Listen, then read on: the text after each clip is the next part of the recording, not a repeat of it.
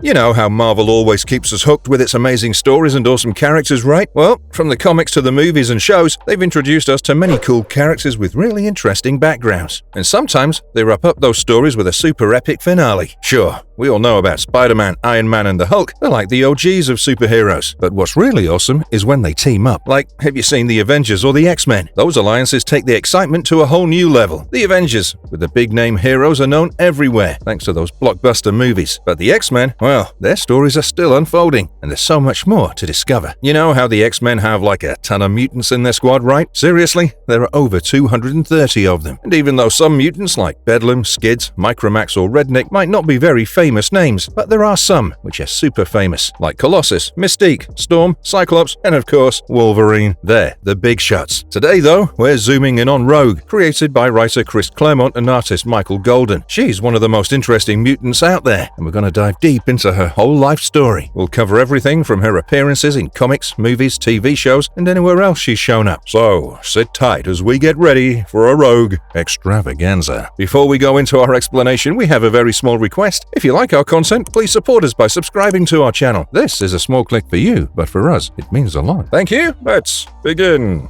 Anna Marie's early years, the origin story of the Rogue. Alright now, first things first. How did Rogue's journey begin? Well, it all started in Caldecott County, where Rogue's parents, Priscilla and Owen, were dealing with some relationship issues as they tied the knot pretty young. But in hopes of fixing things, Priscilla got pregnant, and that's when Anna Marie, aka Rogue, came into the world. However, their story took a twist when they joined this nature-loving commune, or in simple words, a community deeply connected to nature. In their journey, they started chasing after this mystical place called the Far Banks. But things went south when Owen planned to sacrifice Priscilla, who ended up disappearing into this mystical realm, leaving Rogue behind. Devastated by grief, Owen begged Priscilla's sister Carrie to help him raise their daughter. Rogue's childhood wasn't easy after that. She ended up with her tough aunt Carrie, who had her own way of doing things. Despite her challenges, Anna didn't lack admirers. Her beauty caught the eye of many boys in town. But there was this one boy named Cody Robbins, who captured her heart. However, tragedy struck during their first kiss under a full moon when Anna's mutant powers emerged, leaving Cody in a coma for life. In retaliation, Cody's father and some of the townsfolk ambushed Anna's home. While Owen defended against the mob, Anna, in desperation, took one of his guns and fled deep into the swamp. But here's where it gets wild. While she was on the run, she passed out and got rescued by Cable, a time-traveling mutant. He took care of the guys and disappeared before Rogue even woke up. And then, in the swamp, she ran into none other than Raven Darkholme, or as we know her, Mystique, who ended up being a very important figure in Rogue's journey.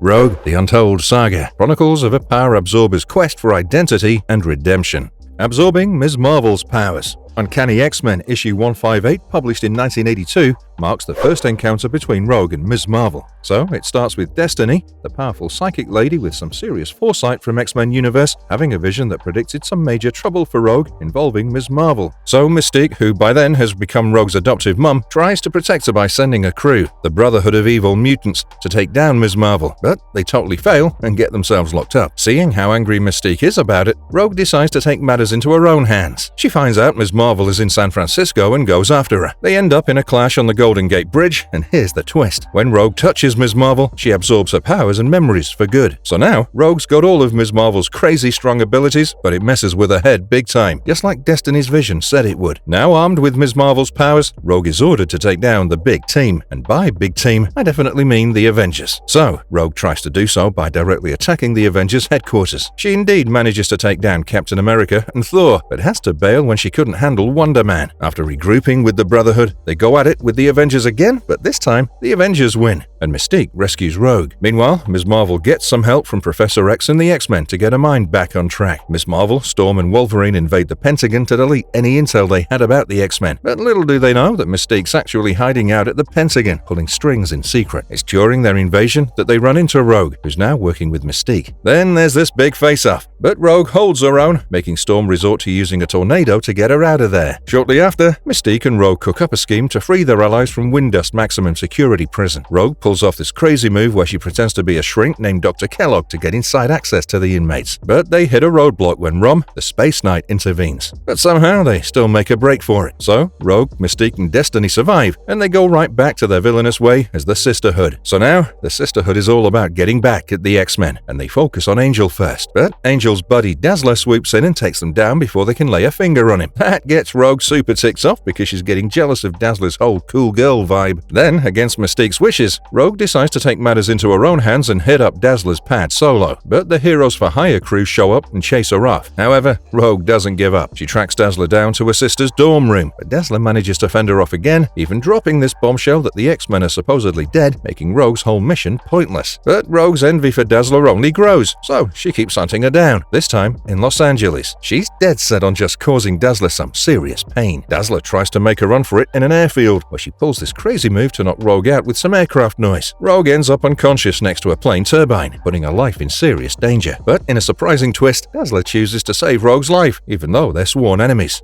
Rogue's rollercoaster ride, becoming an X-Men. Rogue's introduced as a supervillain, more like a sworn enemy of the X-Men. However, Marvel never fails to surprise us. Rogue, once on the dark side, soon finds herself on the path to becoming a superhero, and it all kicks off with this story. In the comic book series of the Uncanny XMen, we find Rogue dealing with a major dilemma. Some memories from Carol Danvers or Ms. Marvel get stuck in Rogue's head, and it starts to really throw her for a loop. When she finds no way to escape this, she turns to Professor X and his X-Men crew for help. Quite a twist, if you ask me. However, things start off rocky when she gets attacked by Binary, who's basically Ms. Marvel in a superpowered form. But Professor X, being the good guy he is, decides to give Rogue a shot and welcomes her into the X-Men family. However, some of the team members don't feel too happy about it, and honestly, they can't be blamed considering their past with Rogue. But soon enough, they start accepting Rogue as their ally. So, with the X-Men, Rogue heads off to Japan for Wolverine's wedding. At first, Wolverine's not exactly thrilled to see her tagging along, but things take a surprising turn when she ends up saving his fiance's life from some real troublemakers. As time goes by, Rogue proves herself and earns the respect of the whole team. She becomes a real asset to the X-Men crew. By then, Mystique tries to swoop in and rescue Rogue from the X-Men, thinking Professor X forced her to leave the Brotherhood, but Rogue sets the record straight, letting Mystique know she joined the X-Men all on her own. Talk about a turning point. However, we soon see Michael Rossi, a close pal of Ms. Marvel, being in a tough spot. When Rogue catches wind of his situation, Ms. Marvel's old memories start buzzing in Rogue's head, urging her to take action. So, being unable to control her mind, she goes all out and launches an attack on a S.H.I.E.L.D. helicarrier, thinking she's saving Rossi. However, it instead sets off alarm bells big time. In retaliation, Nick Fury, the leader of S.H.I.E.L.D., puts out a huge alert on Rogue, making her public enemy #1. But that's not all. To bring down Rogue, Henry Gyrick and Valerie Cooper craft a neutralizing gun. In the heat of the moment, Gyrick aims and fires at Rogue, but the blast accidentally strikes Storm with the gun set to a maximum power. The consequence?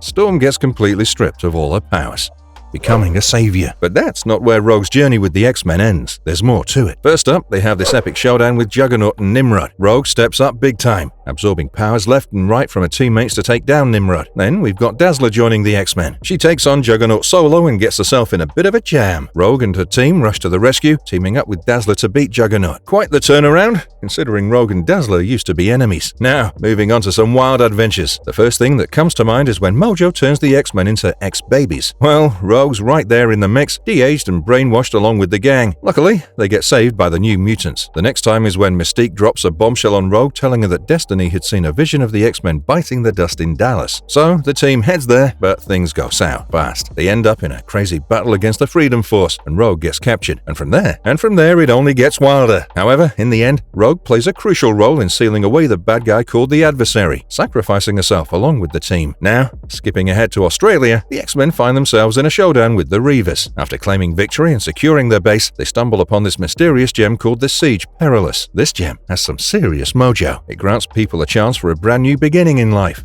But hold on to your hats, because things get intense when Rogue and Wolverine end up getting nabbed in Genosha. Not only do they get captured, but they also lose their powers in the process. Talk about a tough break. And as if that wasn't enough, Rogue's past with Carol Danvers, aka Ms. Marvel, comes back to bite her. But being the tough cookie she is, Rogue manages to break free and save the day. In X-Men Volume 2, Issue 97, published in 2000, Rogue's life takes a drastic turn during Earth's transformation into a galactic prison. When the Galactic Council turns Earth into a space jail, Rogue finds herself absorbing the skills of Zakan, a telepathic shapeshifter from Cadre K. Zakan essentially triggers Rogue's powers by touching her, boosting her ability to soak up memories. This telepathic boost causes Rogue's powers to take on a whole new form, leading to some unexpected changes. But that's not even half of it. Rogue's journey is packed with twists and turns, from battling old enemies to facing her inner demons. From time to time, we see her falling victim to the haunting memories of Ms. Marvel. At times, we get a glimpse of her relationship with Mystique, but through it all, she proves herself as a true hero.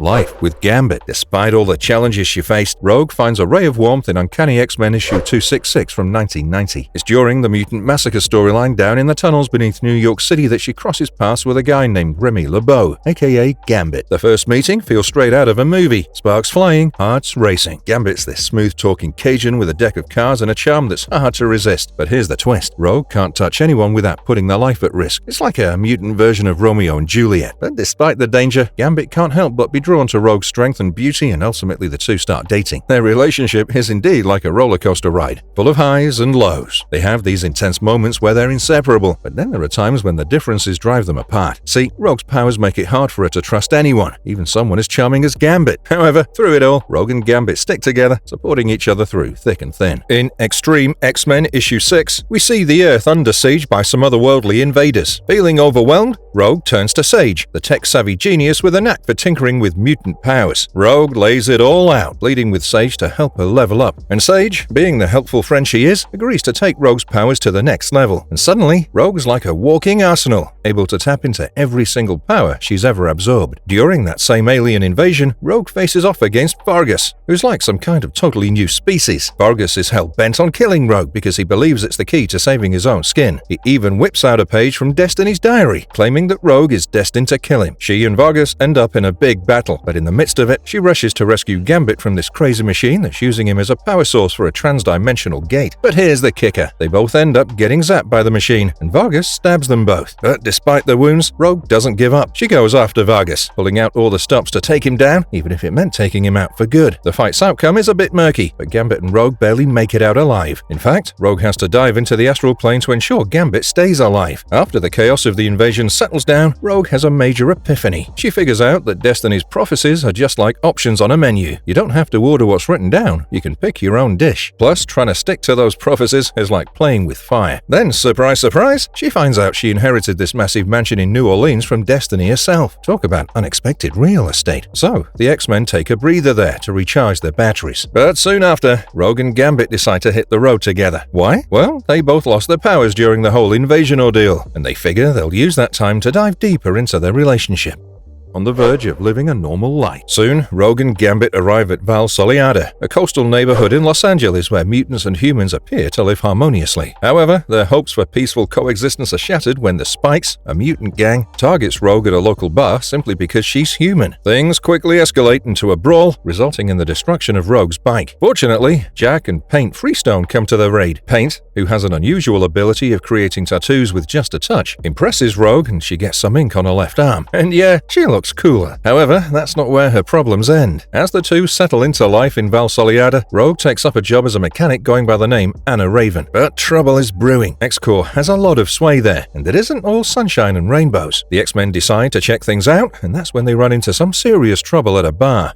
There's this girl named Marie D'Ancanto causing chaos, blaming mutants for her family's troubles. Rogue steps in to stop her, but there's more to Marie's story than meets the eye. Soon enough, D'Ancanto is apprehended, and during her trial, Rogue and a former ally from X-Men Cannonball decides to confront the Spikes, who are linked to the troubles related to D'Ancanto. Meanwhile, Sage connects the Spikes to X-Corps. Rogue asks Evangeline Whedon, who's been associated with providing legal assistance and representation to mutants, to represent D'Ancanto. But things get even more complicated when Rogue starts having trouble with a dark psychic called Revenant. Revenant hints that there's actually a secret agent who's causing chaos in Val Solada. Rogue decides to face Revenant alone. She barges into X-Corps' mansion to question its director, Roberto da Costa, but she gets thrown out. To make it worse, she's then attacked by the Spikes. But luckily, with the X-Men's help and the support of Val Solada's locals, they ultimately manage to bring D'Ancanto justice and reveal the true troublemaker and the secret agent, Elias Bogan. After the big showdown, Rogue turns to Sage and asks her to get Gambit's powers back, and Sage does just that. Then Gambit wonders if they can do the same for Rogue, but she brushes it off in a flash, and they never bring it up again. Rogue's return to the X-Men. Soon after Rogue and Gambit rejoin the X-Men in Marvel's X-Men Reload, Rogue's own powers start making a comeback, but they never really dive into how or when it happened. She no longer has those abilities she absorbed from Miss Marvel. Both Rogue and Gambit are put on Havoc's team and are kept busy with all sorts of missions. In her own mini-series, Rogue heads down south to help out a young mutant girl with some power troubles. While there, she meets Campbell St. Ange, a guy who's strangely immune to Rogue's touch. During her visit, Rogue gets some unexpected family history from her Aunt Carrie. Turns out, Rogue's mom had quite the adventure in the dream realm called the Far Banks. Rogue even gets to reunite with her mom's spirit, absorbing her memories before she moves on. After that emotional journey, Rogue patches things up with her Aunt Carrie. Then she joins in with the X-Men and faces off against some nasty creatures called Golgotha. These space critters mess with people's heads by cranking up their emotions. Under their spell, Rogue and Gambit have a big relationship talk that doesn't exactly end well, and leaves. But before leaving, Gambit claims that if they were always able to touch, Rogue would have been just another one-night stand, and that they'd have parted much sooner. But things get even more complicated when our beloved Wolverine's inner feelings come into light under Golgotha's influence. He expresses how he always desired Rogue in a sexual way. You heard that right. The two then share a big kiss which starts affecting Wolverine. However, Emma Frost telepathically interrupts and saves the day for both of them. After returning to the X-Mansion, Emma Frost steps in to offer relationship advice to Rogue and Gambit using her telepathic powers. But despite her efforts, their relationship remains rocky. Then Rogue catches Gambit getting cozy with a student named Fox. But get this, it turns out Fox is actually Mystique in disguise. Mystique isn't thrilled with Rogue's choice in partners and tries to sabotage their relationship. She even goes as far as offering Gambit a fake Rogue to hook up with. Gambit refuses, but Rogue finds out about Mystique's meddling and is furious with both of them. To make matters worse, Gambit doesn't tell Rogue about Mystique's presence at the school, which only deepens the rift between them. Mystique's plan works like a charm, driving a wedge between Rogue and Gambit. Eventually, Mystique asks to stay at the mansion, and despite Rogue and Gambit's objections, the X-Men vote to let her stay as a probationary member. Needless to say, nobody's happy with it.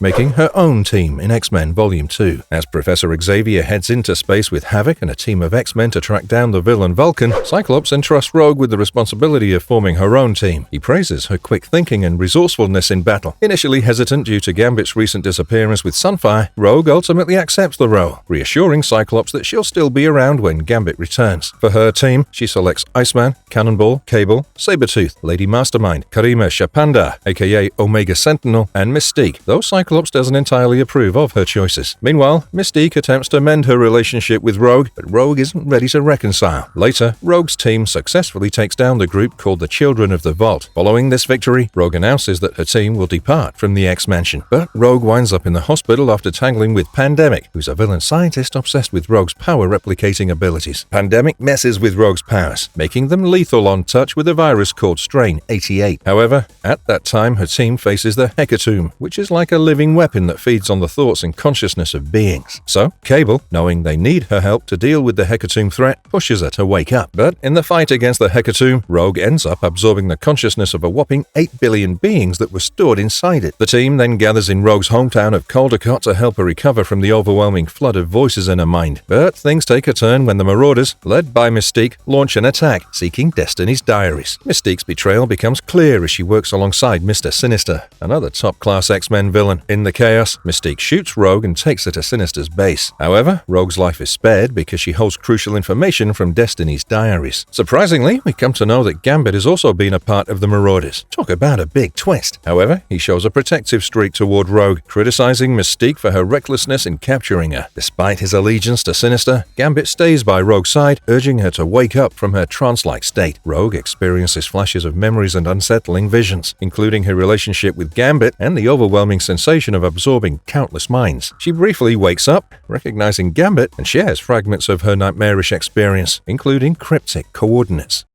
The Messiah Complex and Messiah War issues. When talking about X-Men Messiah Complex, the most important introduction we see is of the first mutant baby born after the events of M-Day, a cataclysmic event in the Marvel Universe where Scarlet Witch depowered most of the world's mutants. The baby is considered crucial because its birth potentially signals the resurgence of mutant kind. Now, coming back to Rogue's story, as she struggles in the captivity of the Marauders, the X-Men attack the Marauders' Antarctic base to rescue Rogue and the mysterious mutant baby who's at the center of Messiah Complex. As all the drama unfolds, it's like everyone suddenly realizes just how big of a deal this mutant baby is. With everything going on, the X-Men realize they've got to make sure that baby stays safe no matter what. So they kind of put everything else on hold, like protecting Rogue, to focus on protecting this little one. Out of the blue, Mr. Sinister decides to move his whole operation, Mutant Baby and all, to Muir Island. Meanwhile, Mystique, who's been keeping a close eye on Rogue, gets a surprise visit from Sinister. He drops a bombshell, basically saying there's no hope for Rogue, she's a goner. But Mystique doesn't take it lying down. She suddenly goes on the attack, shoving Sinister's face right into Rogue's. And just like that, Sinister's out cold. In a daring move, Mystique follows the guidance of Destiny's diaries and brings the Mutant Baby close to Rogue, hoping it might wake her up from her deep sleep. And guess what? It works. Rogue snaps out of a coma soon after the baby touches her face. But here's the kicker. The baby doesn't get affected by Rogue's powers at all. Realizing what Mystique risked to save her, Rogue's feelings about Mystique take a sharp turn. She's fed up with the havoc Mystique's caused in people's lives, so she does something drastic. With one touch, Rogue absorbs Mystique's powers and consciousness, leaving Mystique incapacitated. But as soon as Rogue realizes what she's done, she regrets it. Turns out, the baby did something unexpected. It erased all the other consciousnesses that Rogue had previously absorbed, along with that dangerous virus, Strain 88. So now, Mystique's the only one occupying Rogue's mind. Feeling overwhelmed, Rogue decides she needs some time alone and tells Gambit to back off for a while. Taking a breather from the X-Men scene, Rogue hits the road on her trusty motorcycle, exploring the vastness of the Australian outback. After her soul-searching journey, she makes her way back to the X-Men's old stomping grounds in Maynard's Plains, Australia. There, she has a heart-to-heart with Mystique, who's sort of a part of her own mind. In their conversation, Rogue comes to terms with the fact that she's the only one who can truly grapple with her powers and figure out how to control them. It's a solo mission she's ready to take on. As Rogue decides to continue her journey, a new character is introduced. She's basically a stranger that approaches Rogue and claims to be an anthropologist. Rogue, not in the mood for company, tells her to keep out of her way. But this woman persists, asking questions about some odd findings in the area. Rogue brushes her off until the woman reveals she's actually Danger, a former foe of the X-Men. Danger confesses her true identity and reveals her plan to use Rogue as a tool for revenge against Professor Xavier. She creates illusions based on Rogue's past, drawing her into a twisted version of history. Meanwhile, Professor Xavier and Gambit search for Rogue. As Rogue navigates through these illusions, she's chased by specters from her past, including old versions of the X-Men and the Marauders. Finally, she's cornered by the Marauders, and when it seems all hope is lost, Mystique's psyche takes over Rogue's body to save her. In a fierce battle, Mystique fights off the Marauders, allowing Rogue to regain control of her body. It's a tense moment, but Rogue ultimately stands her ground against Danger's schemes and her own inner demons. Rogue then finds herself in this weird fake Tokyo Tower setup, trying to figure out the deal with the constantly changing scenery. But the next thing she knows, she's in Antarctica, reliving this tough memory where she left Gambit after his trial. It hits her hard, and she spills her feelings to Mystique, saying she's still stuck in that moment. And then, out of nowhere, Cody Robbins, her first lover, shows up, saying the same thing he did way back when her powers first popped up. Rogue's life really is filled with messed up illusion. In the heat of it all, Professor X, Gambit, and this bunch of Shi'ar pirates swoop in to tackle Danger. However, those pirates have some nasty plans, aiming to snatch up the Professor and Danger for a bounty. Rogue jumps into the fight to stop them, but ends up getting knocked down. With no way out, Professor X brings Danger back online, and she turns the tables on those pirates. Talk about a villain turning hero again. Professor X, being the telepathic whiz he is, then breaks down the mental barriers holding Rogue back, which were kinda like a side effect from all the folks she absorbed, starting from Cody right up to Ms. Marvel. And get this, when Rogue finally kisses Gambit, there's no harmful aftermath, showing she's finally got her absorption power under control. In the 2009 published comic series named Utopia, Rogue, Gambit, and Danger head to San Francisco to link up with the rest of the X-Men crew. But on their way, Pixie swoops in and teleports them right into the heart of the city, which is total chaos thanks to all this anti-mutant and pro-mutant frenzy. But Cyclops doesn't look too happy about Rogue vanishing, so he puts the trio on a mission to track down some missing students and bring them back safely. During their hunt, Rogue ends up facing off against the new Ms. Marvel, but she can't risk laying a finger on her opponent, so she pulls a slick move and makes a run for it, leaving the scene behind. Later on, Rogue teams up with Gambit and Danger to confront Ares, who's been causing trouble. Ares doesn't take Rogue seriously at all, brushing off her attempts to calm things down. But Rogue's not one to back down. She grabs Ares and absorbs his powers, much to his disbelief. Turns out, he underestimated her big time. Rogue weakens him enough for Gambit to land a solid blow, leaving Ares bloody and stunned. With a bit of Ares' power coursing through her, Rogue makes quick work of a group of tough Hammer agents and even steals their tank. She, along with Gambit and Danger, then sets off to locate the missing students. Rogue then encounters Trance just as her powers are spiraling out of control, unleashing powerful bioelectric blasts. She tries to assist Trance in gaining control over her abilities, but their efforts are interrupted by the arrival of Ms. Marvel, who's longing for a fight. Gambit and Danger get taken out in the chaos, leaving Rogue to face Ms. Marvel alone. Things don't look good for Rogue until Trance regains control and joins the party. Surprisingly, Trance discovers that her astral form can actually land punches on Ms. Marvel when they're both intangible. With Gambit's help in stunning Ms. Marvel, they make a quick exit back to base, where Trance receives the medical attention she needs. Later, when Utopia gets attacked by M-Plate, she fights for her team and saves Bling. During another threat, Rogue shields students from a Predator X herd by absorbing multiple powers to defend them. Then, in the midst of the crossover comic book series Necrotia, Rogue, along with the X-Men, faces off against resurrected versions of deceased allies and villains in the X-Men universe.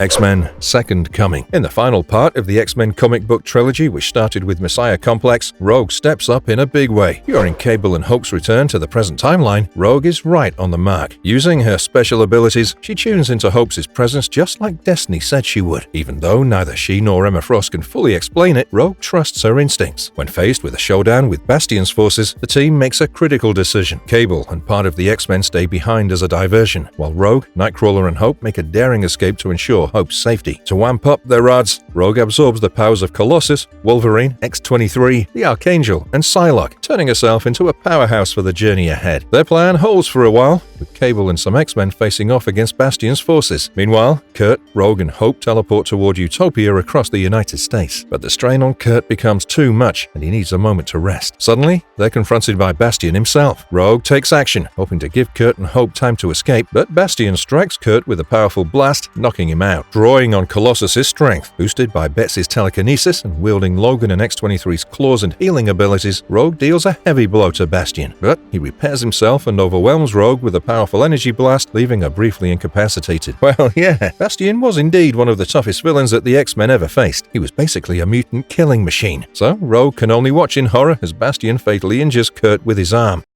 PostAge of X story. After the wild ride through the Age of X storyline in a whole different dimension called Earth 11326, Rogue gets tagged with a new nickname, Reaper, courtesy of Magneto. He picks her to keep the memories of mutants alive by absorbing their last moments. And moreover, by this time, she and Magneto have become close, and by close, I mean in a romantic way. Things get even more complicated when Rogue finds herself caught between Gambit and Magneto. Gambit's pouring his heart out, but Rogue's indecisive. He suggests that they take a break until she figures things out, promising to wait for her. Meanwhile, she ends up spending a night with Magneto after a heart-to-heart about his past. But it's just a one-time thing, no strings attached. Then there's a mission with the Professor, Frenzy, Legion, Magneto, and Gambit to round up some of Legion's escaped personalities. Rogue dives into a face-off with one of Legion's alter egos, Styx, and winds up absorbing a bunch of Legion's powers. That twist helps her locate Havoc, Polaris, and Marvel Girl, who've been lost in space since a run-in with Vulcan. Then, after the events of the X-Men miniseries Schism, Rogue decides to throw in with Wolverine's crew. She also puts out some words for Cyclops too, pointing out that he's lost that edge of self-reflection and is now firmly in the camp of never admitting when he's wrong. With Wolverine leading the charge, Rogue heads back to Westchester, New York, where they kickstart the Jean Grey School for higher learning.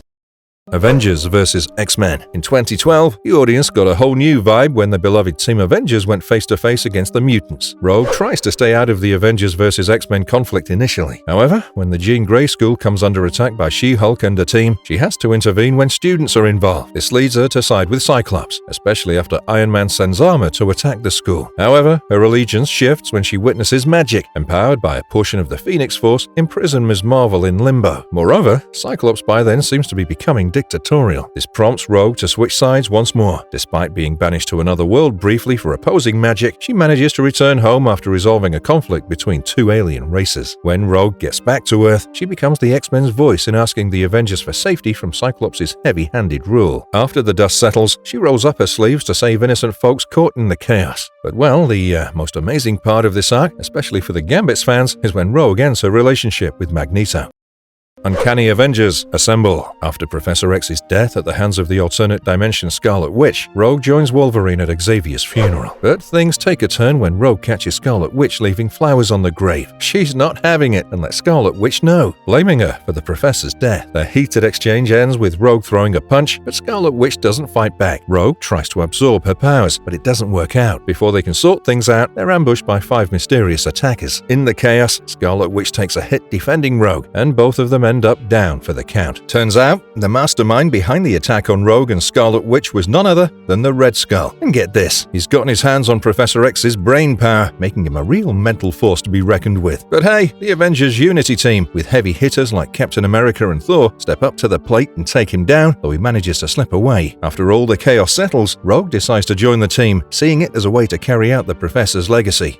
But don't think she's letting Scarlet Witch off the hook that easily. She still holds a grudge. At the debut press conference for the Avengers Unity Squad, which now includes new members like Sunfire, the Wasp, and Wonder Man, along with Rogue, things take an unexpected turn when the Grim Reaper crashes the party. Rogue gets an unexpected power boost from Wonder Man during the ensuing fight, landing a punch that seems to take the Grim Reaper down for good. Moreover, she's also seen fighting alongside Captain America against the Avengers AI. Next, we see Rogue taking Wolverine's powers to stop the Scarlet Witch, who seems to be helping the Apocalypse twins. But the truth is, she's instead gathering Earth's heroes to defeat them. Wolverine urges Rogue not to kill anyone if she can avoid it. But when Rogue spots Wanda, or the Scarlet Witch, she flies into a rage and ends up killing her. Then, the Grim Reaper, back from the dead yet again as one of the twins' horsemen, takes out Rogue. And by take out, I mean kills her. But before we move on to the next arc, there's one thing that seems kind of interesting. So, Marvel published a new comic book series named XMen in 2013. It mainly wanted to focus on an all-female squad, consisting of Storm, Jubilee, Kitty Pryde, Rachel Grey, Psylocke, and obviously Rogue. However, during that time it would have contradicted the whole story if people saw Rogue back in action after her death in Uncanny Avengers, so they decided to directly erase her from that whole issue. However, even if she was killed by the Grim Reaper, her death was reversed, thanks to Havoc and the Unity Squad, who were sent back from the future by the almighty Kang to prevent Earth's destruction. They warn Rogue about the impending threat and help her absorb powers from numerous superheroes to battle a Celestial. Along the way, Rogue finds peace with the Scarlet Witch, who's also resurrected and forgives her. After the crisis passes, Rogue struggles with the overwhelming influence of the power she's absorbed from all the heroes. Scarlet Witch intervenes, returning the powers to their rightful owners, but Rogue retains the essence she absorbed from Wonder Man. Unfortunately, she also loses her ability to touch others freely. But after coming back to life, Rogue doesn't hide in the shadows despite her troubles. She instead jumps back into action with the X-Men during the Axis event. With her powers, she can sense Professor X's lingering presence within the Red Skull, adding an intriguing twist to the storyline. During Axis, things get wild when Dr. Doom and the Scarlet Witch cast a spell to take down the telepathic Red Skull. But here's the kicker. The spell ends up flipping the moral compasses of many heroes. This chaos leads to the disbandment of the Avengers Unity Division, or AUD. But hey,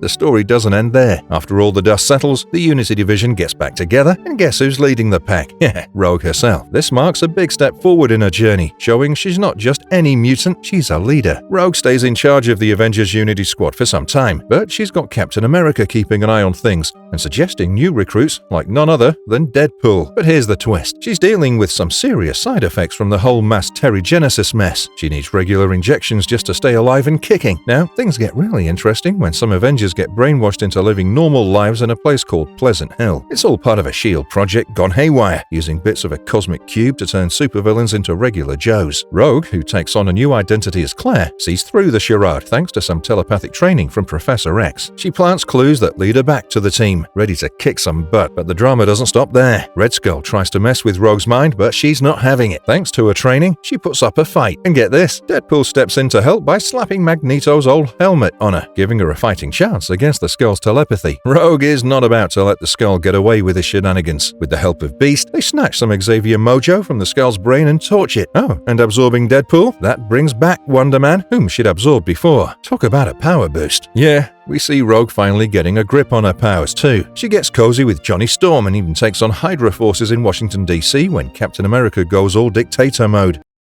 Her final return to XMen. Rogue heads back to the Xavier Institute for Mutant Outreach and Education in New York after Kitty Pryde's imprisonment. There, she forms a secondary team including Iceman, Armor, Ink, Magma, and Magic. Later, Kitty sends her and Gambit on an undercover mission to Paraiso, posing as a troubled couple needing relationship therapy. Their task? Investigate the disappearance of mutants. As they delve into the mission, they not only confront their own emotions and relationship issues, but also uncover a scheme by a mutant named Lavish, who drains memories and powers into clones. Despite facing severe weakness, they fight back, restoring their memories and powers. Ultimately, the experience leads them to reunite as a couple, with Rogue expressing gratitude to Kitty for the mission. Not long afterwards, Colossus and Kitty hold a wedding ceremony after being engaged. However, at the end, Kitty decides not to go through with it. But inspired by conversations with Storm and Nightcrawler, Gambit proposes to Rogue at Kitty and Colossus's cancelled wedding, and the couple decide to tie the knot with their friends present. They're married by the same rabbi who officiated Kitty's wedding, with Nightcrawler and Iceman as Rogue's bridal party and Storm and X-23 as Gambit's best women. So yes, my dear Gambit fans, he finally got the girl.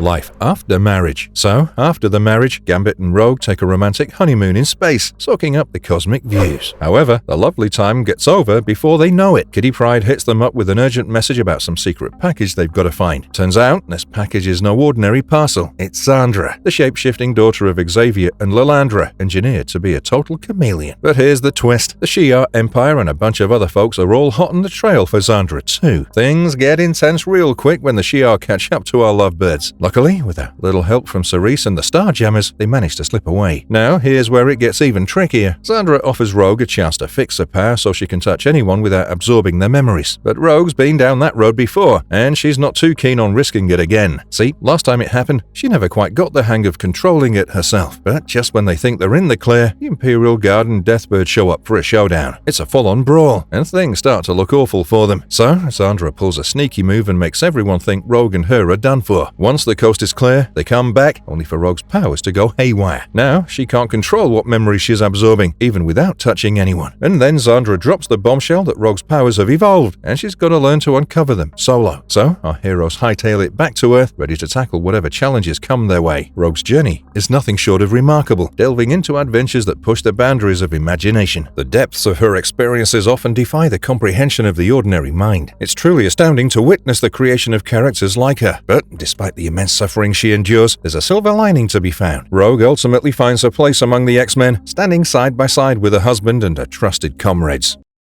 The history of alternate reality rogues, exploring diverse dimensions of destiny and power. Rogue isn't just confined to Earth 616 in the Marvel Universe. No, she's got her fingers in all sorts of multiversal pies. Picture it like this. There are tons of different versions of Rogue scattered across various universes in Marvel. Now, I get it, the whole multiverse thing can be a bit of a brain bender, but trust me, it's totally worth it because it means we get to see Rogue in all sorts of wild and wacky scenarios. Think of it as flipping through channels on a TV. You never know what version of Rogue you're going to stumble upon next. And hey, we'd miss out on all the cool alternate versions of characters like Spider-Man, right?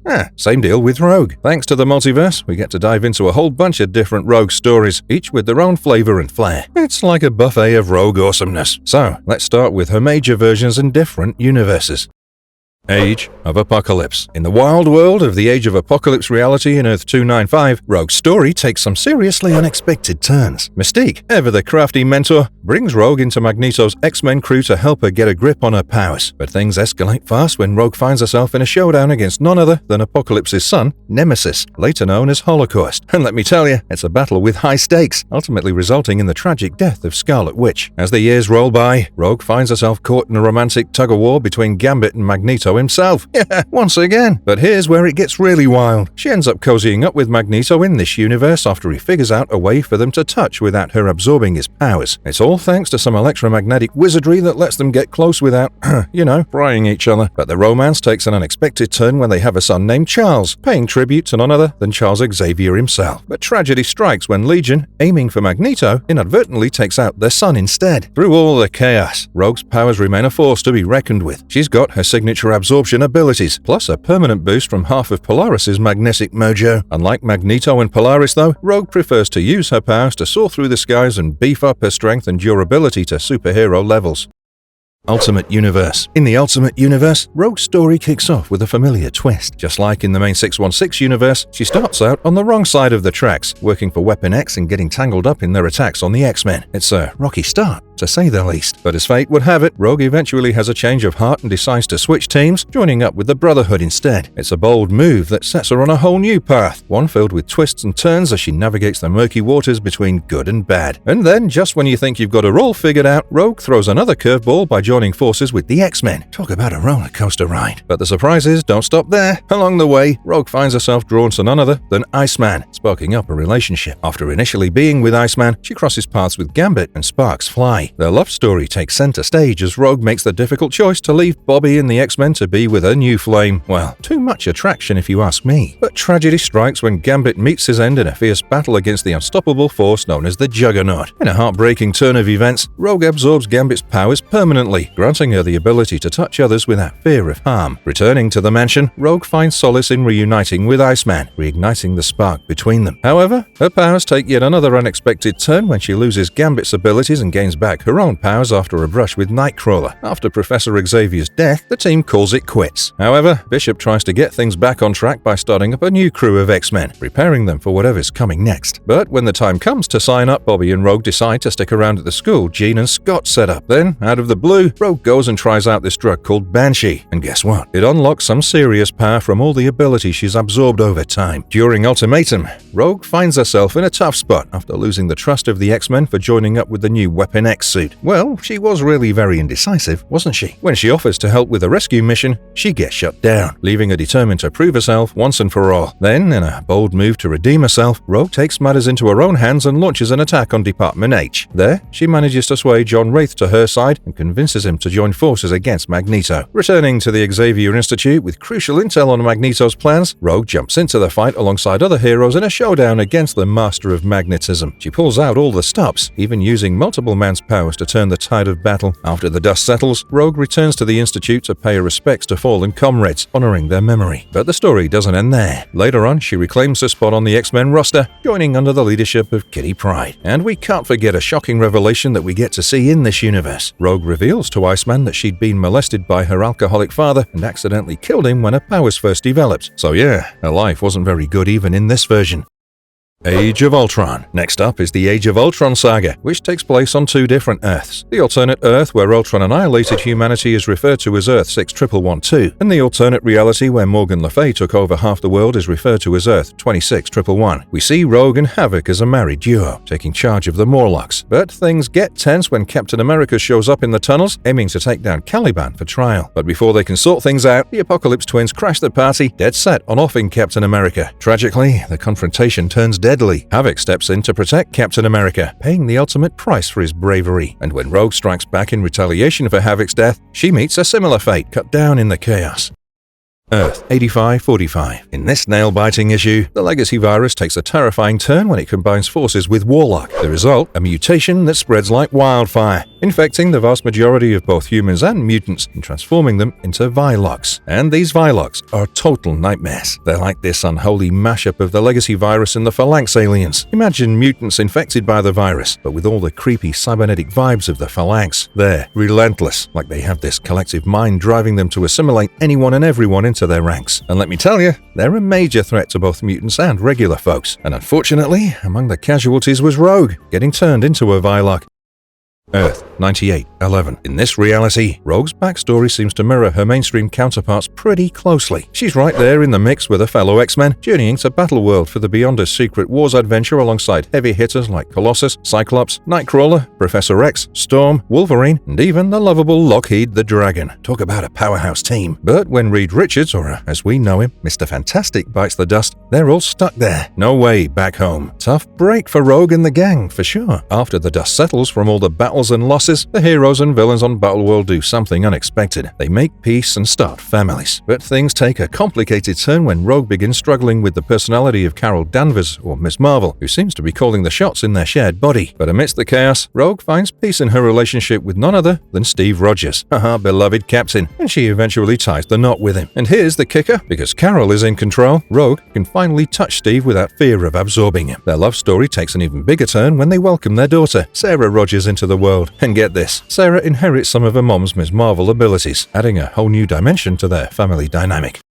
Exiles. In the new Exiles series published in 2008, Rogue hails from Earth 1009, where she's lived a life of luxury and sophistication. But don't let that fool you. She's also a master thief with a whole different vibe from her Earth 616 counterpart. This Rogue has a unique twist on her powers. While she can still absorb abilities and memories through touch, her body doesn't have the same restrictions as the original Rogue. Yeah, you heard that right. She can be touched without any nasty side effects. Plus, she can hang on to those borrowed powers and use them whenever she wants. But wait, there's more. This Rogue packs a serious punch with super strength, durability, flight, matter disintegration with just a touch, and even the ability to heal others' wounds. Talk about an all-rounder. And let's not forget about the mysterious tattoos hidden under her bodysuit. They're just another piece of the puzzle that makes this version of Rogue stand out from the crowd. House of M. In the alternate reality of Earth 58163, Rogue takes on a whole new role as an agent of S.H.I.E.L.D. and a key member of the Red Guard. Alongside familiar faces like Wolverine, Mystique, Toad, Nightcrawler, and Jessica Drew, she fights against the oppressive regime of Magneto. Rogue's journey takes a dramatic turn when she's contacted by the Resistance movement. A brief touch from Layla Miller awakens her to the truth of the House of M reality, setting off a chain reaction that sparks a rebellion. But it's in the final battle where Rogue truly shines. Finally able to unleash her powers to their full extent, she absorbs the abilities of Namor, Princess Aurora, and even Genis-Vell. The cosmic energies from Genis-Vell's powers transform half of Rogue's body into a window to a cosmic landscape. In the heat of battle, Quicksilver encounters the cosmically empowered Rogue. Their clash sends shockwaves through the battlefield, shaping the outcome of the conflict in unexpected ways. However, in this alternate world of Earth 58163, Rogue's backstory takes a real twist from the usual. Her parents tragically passed away during the Human-Mutant War's early days. Left orphaned, she wound up in a regular old human orphanage, not knowing she was a mutant. But then, things got interesting. The government caught wind of her mutant abilities and sent in S.H.I.E.L.D. agents Mystique and Madame Web to scoop her up. They saw her potential and convinced her to join S.H.I.E.L.D., where she trained up as an agent, using her unique powers for good. Director Sebastian Shaw saw something special in Rogue and brought her into the fold. Along the way, she found not just mentors, but a real family in Mystique and Madame Web. Mystique even went ahead and adopted her. Mutant X. In the world of Mutant X on Earth 1298, Rogue steps into the spotlight as part of the new team of X-Men led by none other than Magneto himself. But things take a sad turn when she absorbs the memories and powers of Colossus, leaving him in a coma. But she's seen sporting Ms. Marvel's costume and getting haunted by memories of both heroes. Then, after a wild trip to the Shi'ar homeworld with the crew, Rogue returns to face off against the Goblin Queen alongside Havoc and the rest of the X-Men. They put up a good fight, but it all goes in vain when S.H.I.E.L.D. steps in and seemingly takes them out. But surprise, they're not out for the count just yet. Apocalypse swoops in to save the day, whisking Rogue and the gang off to his Antarctic base for safekeeping. But unfortunately, Rogue meets her end in a fierce battle against the Goblin Queen. Zombie Universe. Now, it becomes even more interesting when we see the Marvel characters as zombies. Well, our hero for the day, Rogue, also becomes a part of this apocalypse. In the Marvel Zombies storyline, which takes place on Earth 2149, Rogue's backstory remains shrouded in mystery, but it's likely that her life mirrored that of her Earth 616 counterpart before the zombie plague struck. However, her fate takes a chilling turn when the zombified Alpha Flight launches an attack on the Xavier Institute, infecting some mutants present there. Rogue emerges in the midst of the chaos, joining the ranks of the undead as they rampage through the world. Together with other zombies, she's also seen in a gruesome assault on Reed Richards from the Ultimates universe. Well, talk about a change of scenery. Earth X. Earth X. On Earth 9997, Rogue's journey closely parallels that of her Earth 616 counterpart, at least until recent events unfolded. With the release of the Terrigen mists into Earth's atmosphere and the psychic birth of the skull resulting in Professor X's demise, the X-Men disband as the entire human race undergoes mutation. As for Rogue's ultimate fate, it remains a mystery with conflicting accounts. According to X-51's examination of the Watcher's records, Rogue met her end through a deadly kiss, which also claimed the life of her lover, Gambit. However, Beast later recalled a different version of events, suggesting that Gambit was assassinated by a killer. But as mentioned, it can't be said for sure.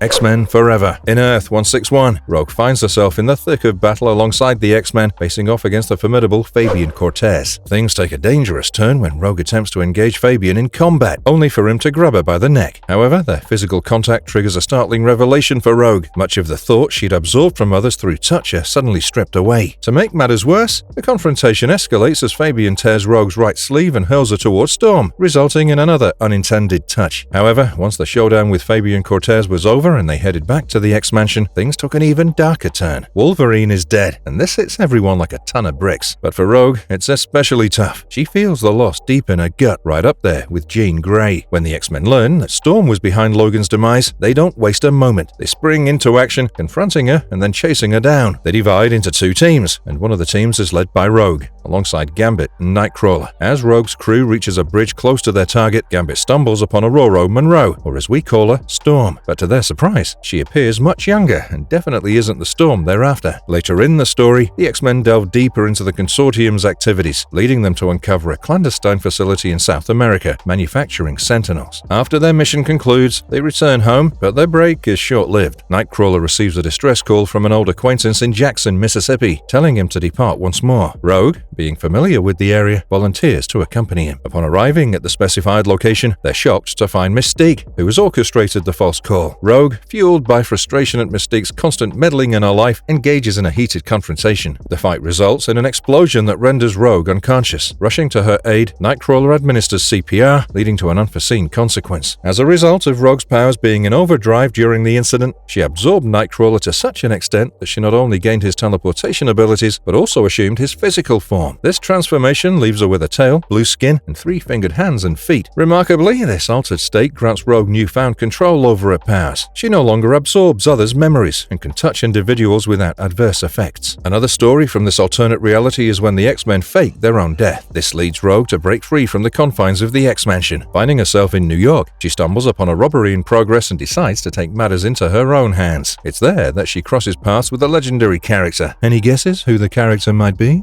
Oh yes, it's none other than our friendly neighborhood Spider-Man. So they team up for a night of crime fighting, and Rogue's really putting her new powers through the paces. Each showdown helps her get a better handle on things. But it's not all about punches and kicks. There's definitely a vibe between her and Spidey. Looks like Rogue's not one to miss out on the superhero dating scene. You know, the kind that makes you wonder if they'll end up as more than just crime-fighting buddies. I mean, first she's got that whole thing going on with Wolverine, and now she's catching Spider-Man's eye? Talk about keeping her options open. They almost share a kiss, adding a spicy twist to the action-packed night. But of course, just when things are heating up, duty comes knocking, interrupting the moment. Classic Spider-Man life, right? X-Men, the end. Wait now, we've seen Rogue having a bad life in every dimension, right? But in Earth 41001, she finally settles down with her beloved Gambit. They retire from their X-Men lives and even have a family with two children, a boy named Olivier and a girl named Becca. She even looks like she's got her powers under control, casually touching those around her. Such a happy ending, right? Well, sorry to trick you, but Marvel had other plans for her. Yes, again, the children get captured by Mr. Sinister in this story. But yeah, Rogue succeeds in rescuing them along with the children of Emma Frost and Scott Summers. However, Rogue is killed soon after when Mr. Sinister stabs her in the stomach while he was in the guise of Gambit. Talk about disappointment. Magnus Reality. On Earth 27, Rogue's life takes a fascinating turn as a member of the X-Men and the partner of Magneto. Together, they embark on a journey of love and family, welcoming their son, Magnus Landshare, into the world. But let me tell you, it isn't an easy ride. Young Magnus is born with a unique blend of his parents' powers, a magnetic force to be reckoned with. However, there's a catch. His touch has the unfortunate side effect of turning anyone he comes into contact with into solid metal. Yeah, talk about a tricky situation. And things take a tragic turn when Rogue seemingly meets her end at the hands of Magnus's deadly touch just a week after his 13th birthday. It's a devastating blow, leaving everyone reeling from the loss of their beloved teammate and friend. But hold on to your hats, folks, because this story takes a mind-bending turn. Just when everyone's coming to terms with Rogue's supposed demise, Magnus's body inexplicably returns to their reality, and in turn, Rogue returns to life. Marvel Noir. One of the most different themes ever set up by Marvel has to be Marvel Noir, which takes place in Earth 90214. Marvel Noir is a 2009-2010 Marvel Comics alternative reality combining the elements of film noir and pulp fiction with the Marvel Universe. In this reality, Rogue goes by the name Anna-Marie Rankin and is a former student of Professor X. Her remarkable ability to mimic the attitudes and traits of others makes her a fascinating study in human social behavior, according to the professor himself. But things go south when Jean Grey, a fellow mutant and friend, is tragically killed. When her body's discovered, the investigation takes an unexpected turn as Anne-Marie is called upon to lend her unique talents to the case. With her uncanny ability to step into the shoes of others, she becomes a crucial asset in unraveling the mystery surrounding Jean's death. However, as the pieces of the puzzle start to come together, the truth proves to be far more sinister than anyone could have imagined. It's revealed that Jean had assumed Anne-Marie's identity, dyeing her hair to match, and that the body believed to be Jean was actually Anne-Marie herself, murdered by Jean in a chilling act of deception. Talk about classic movie murder mystery. Apart from these appearances, Rogue has been seen in many other universes, like in Earth 1004. Rogue, along with Jean, Scott, Kurt, and Pietro, formed a band and composed songs about their experiences as mutants. In Earth 90210, Logan, who gets tricked by Mysterio into thinking the X-Men as enemies, kills Rogue. Then in Earth 1031, Rogue marries her lover Gambit, and both of them use trading cards as weapons. So, all in all, we see a lot of different versions of Rogue. However, one thing remains the same. Her life's like a rollercoaster ride of highs and lows. Sure, there might be fleeting moments of happiness here and there, but they're often overshadowed by some pretty heavy-duty tragedy. It's like she's always walking a tightrope between joy and sorrow, trying to find some balance in a world that just keeps throwing curveballs her way. Check it out. Mystic Touch, Rogue's cinematic journey. Now, apart from being a continuous presence in the vast Marvel comics, it was without any doubt that Rogue would find herself in live action also. She's been a major part of many television series so far. So, let's dig into each one and see how she's played her part, starting with the television series. Did you see what she did?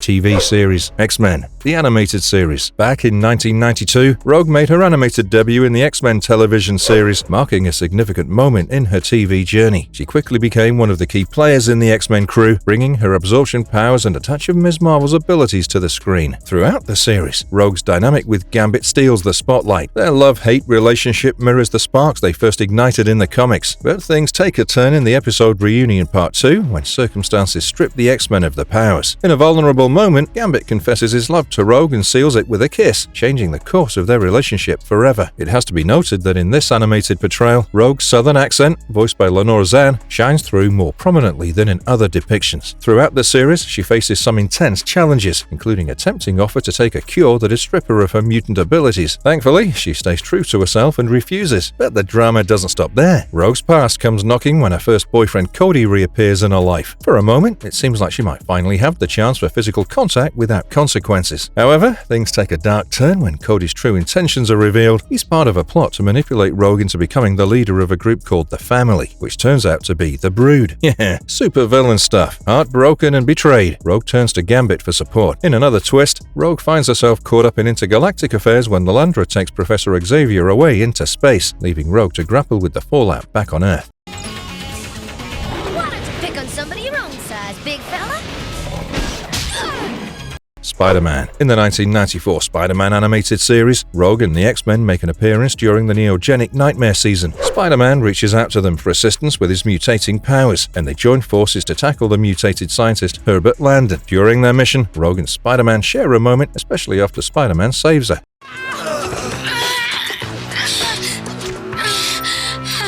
XMen Evolution. In the 2000 series, XMen Evolution, Rogue undergoes a dramatic reimagining as a rebellious and deeply insecure teenager, sporting the classic goth look. Her mutant powers make her cynical and withdrawn, but beneath her tough exterior lies a desperate longing to connect with others. Raised by mystique and destiny, Rogue's journey takes a twist when she's recruited into the Brotherhood of Mutants. However, she soon discovers their true intentions and breaks away from them, realizing she's being groomed as a potential weapon. In matters of the heart, Rogue's romantic interests shift over time. Initially drawn to Cyclops, her feelings wane once he becomes involved with Jean. She then finds herself intrigued by Gambit, especially after their initial encounter, which involved him kidnapping her. Their relationship takes a surprising turn in the Season 3 finale when Rogue kisses him. This moment stands out as one of the rare romantic gestures in the series. In X-Men Evolution, Rogue's energy-absorbing powers take center stage, pushing her to the brink of madness at times. However, in a twist from other universes, the powers she absorbs don't fade completely. Instead, she retains them, occasionally manifesting them unintentionally long after absorbing them. What's more, she sometimes demonstrates better control over these powers than their original owners, like when she absorbed Cyclops' optic blast without needing to close her eyes. Moreover, while she doesn't possess super strength or flight abilities in the series, Rogue proves herself to be no pushover in hand-to-hand combat. Her skills come in handy, especially in the final showdown against Apocalypse, where her absorbed powers play a crucial role. And voiced by Megan Black, Rogue was a treat to watch.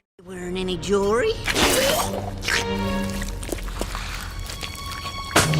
Wolverine and the XMen. In the 2009 show, Wolverine and the XMen, Rogue feels really upset when Wolverine leaves the Institute. She tells her friends that without him, it doesn't feel like home anymore, and she's mad that he left. A year later, Wolverine comes back to get the X-Men back together after they took a break. However, things get tense when Senator Kelly talks about the Sentinels, and Rogue gets attacked by one of them. Even the people who made the Sentinels can't control the one that's after her, so Rogue gets in big trouble. Luckily, Angel and Beast show up just in time to help her out, but it's Wolverine who saves the day by beating the Sentinel. He tries to get Rogue to rejoin the X-Men, but she says no. She believes that he's not a good leader, so nobody will be willing to join his team. However, later on she helps Wolverine take on the Silver Samurai and even meets his old flame, Mariko Yoshida. And at the end of the season, Rogue apologizes to Logan for doubting his ability to lead the team and hugs him. In the show, Rogue and Logan have more of a father-daughter relationship. XMen Anime. In the 2011 XMen Anime series, Rogue makes a brief appearance in the last episode. She's seen alongside Colossus, working to keep civilians safe as the world seems to be on the brink of destruction. The chaos is caused by Xavier's son, Takeo, who can't control his reality-altering abilities. Once the crisis is resolved, Rogue and Peter are spotted spending time with children, showing a lighter and more peaceful side after the intense events.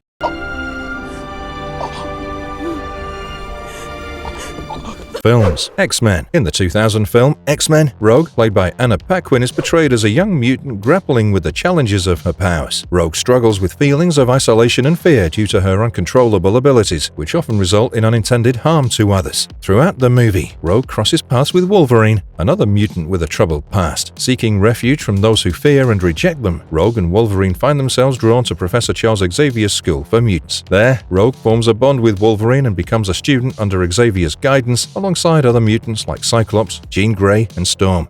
X-Men United. In the 2003 sequel, X2, X-Men United, Rogue and Iceman's relationships take center stage as the Xavier Institute comes under attack by the sinister William Stryker. Alongside their fellow mutant Pyro, Rogue and Iceman are forced to flee with Wolverine, navigating a dangerous world where mutants are hunted and feared. As they join forces with the rest of the X-Men and even Magneto's group, Rogue and Iceman find themselves in a race against time to stop Stryker's deadly plans. In the film's finale, Rogue finally embraces her identity as a mutant superhero, donning her own costume that mirrors the dark leather style of the rest of the X-Men. X-Men: The Last Stand. After playing the role of Rogue in the first two movies, Anna Paquin reprised her role in 2006 for X-Men: The Last Stand. In this film, Rogue struggles with feelings of jealousy toward Bobby and Kitty Pryde, who can touch each other without any restrictions due to Kitty's phasing ability. As the story unfolds, Rogue faces a difficult decision, whether to remain a mutant with her powers or to take the mutant cure and become powerless. Ultimately, she chooses to take the cure, hoping to lead a normal life free from the burden of her abilities. However, in a scene after the credits, there's a hint that the cure may not be permanent, leaving open the possibility for Rogue to reclaim her mutant powers in the future.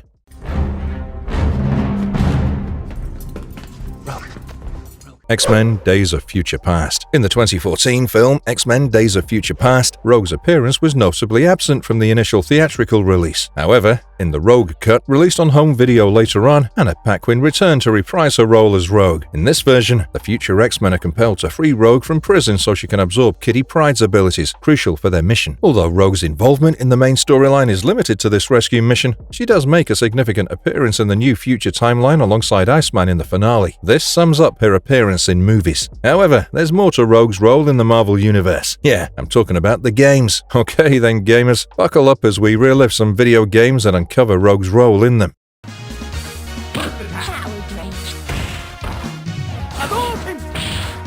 Video games. X-Men vs Street Fighter. Rogue made an appearance in the 1996 Japanese fighting game, donning her iconic outfit from the 90s comics and TV series. Her signature ability to absorb characters' life force was incorporated into a special move, allowing her to temporarily acquire their powers during battles. In the game, Rogue's character was voiced by Lenore Zan, bringing her to life with the same depth and personality fans had come to expect from the animated series.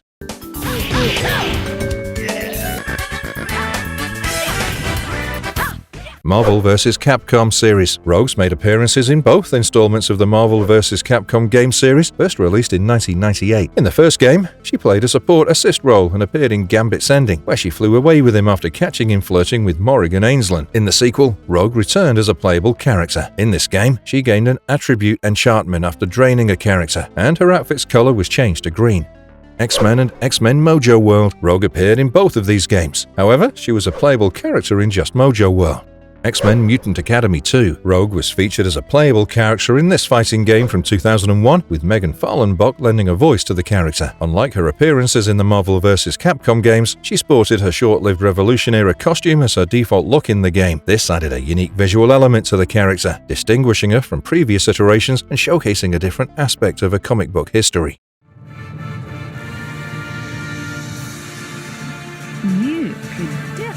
X-Men Next Dimension. Rogue again made her appearance as a playable character in this 2002 follow-up to the Mutant Academy games, with Jennifer Hale providing a voice. In this installment, the costume was changed to her Extreme X-Men uniform, giving her a fresh and updated look for the game. She then made a cameo appearance in X2 Wolverine's Revenge in 2003, and in Spider-Man 2 Enter Electro. She's shown briefly in the training mode, and is once again voiced by Jennifer Hale.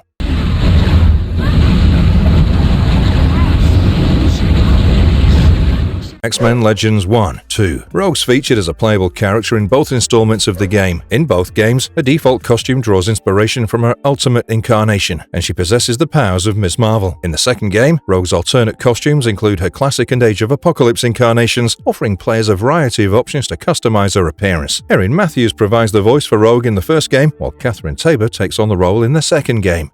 Marvel Superhero Squad Online. In the game released in 2011, Rogue is brought to life as a playable character with the voice talents of Tara Strong. Players have the option to choose between two versions of Rogue, the standard Rogue and the more powerful Avenging Rogue. In her regular Rogue form, she possesses the ability to borrow anyone's abilities by simply touching them. Marvel Avengers Alliance. Rogue makes a special appearance as an unlockable character in the Marvel Avengers Alliance video game in 2012 on Facebook. In the game, she's classified as a generalist class character, but her unique Absorb Power ability allows her to adopt the standard effects of all other classes without altering her class outright. True to her iconic look, Rogue's default costume in the game is a famous 90s outfit, which fans will recognize from the comics and animated series. Rogue appears in many other video games throughout the years. She appears in two card games called Marvel War of Heroes, released in 1996, and X-Men Battle of the Atom, released in 2013. She also appears on the game called Little Big Planet as a downloadable content. Moreover, she appears in games like Marvel Heroes, Marvel Contest of Champions, Marvel Future Fight, and Marvel Puzzle Quest. Marvelous verdict. It's clear that Rogue is more than just your average mutant. Sure, she's got super strength, but her real power lies in her resilience, her heart, and her ability to grow from every challenge thrown her way, even the ones in her love life. And boy, there have been a few. I mean, who else can say they've had a romance with the southern charm of Gambit, a brush with the iciness of Iceman, a magnetic attraction to Magneto, and even a flirtation with the web-slinging Spider-Man? Talk about a whirlwind of emotions. But beyond the love triangles, Rogue's journey is about finding herself and her place in the Marvel Universe. She's not just an X-Men member, she's a symbol of strength, courage, and overcoming adversity. From absorbing powers to absorbing hearts, Rogue's story is one of growth, friendship, and kicking butt, literally and figuratively. And if you liked our content, don't forget to leave a like and subscribe to us if you haven't already. Have a good one, and be safe. Thanks, everyone.